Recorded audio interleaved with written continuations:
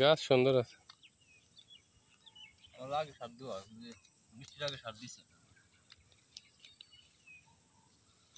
মাটির গোড়ায় তো বোঝা যাচ্ছে যে সার আছে, মাটির গোড়ায় সারটা যায় না, এটা কমে গেলেও বোঝা যায়, তখন দিলেই হবে না।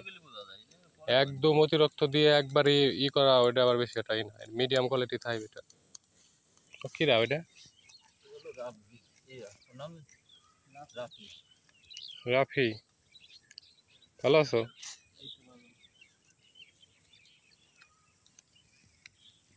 ফলের কালারটা পাওয়া যায় পুরোটা।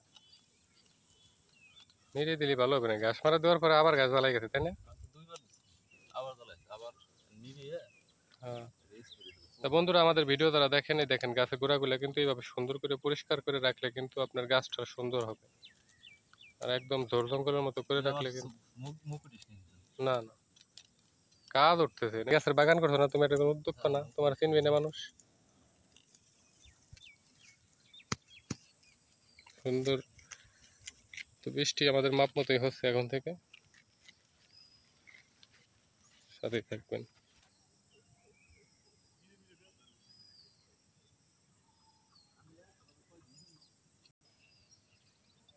তো পাশাপাশি দুইটা বাগান, মানে এই বাগানটা আর এই বাগান, এটা হলো আমার। এই যে দেখেন, ফুল আসার কার্যক্রম কিন্তু হয়ে গেছে, এই যে অলরেডি ফুল বের হয়েও যাচ্ছে। তো ফুল আসলে ফ্লোরা স্প্রে দেওয়া যায়, সাথে একটা কীটনাশক চলবে, এগুলো নিয়ম অনুযায়ী।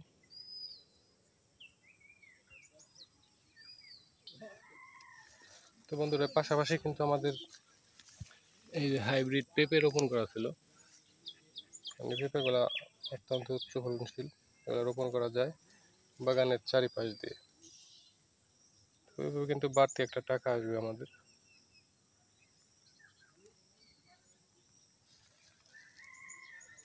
ধন্যবাদ, সাথে থাকবেন।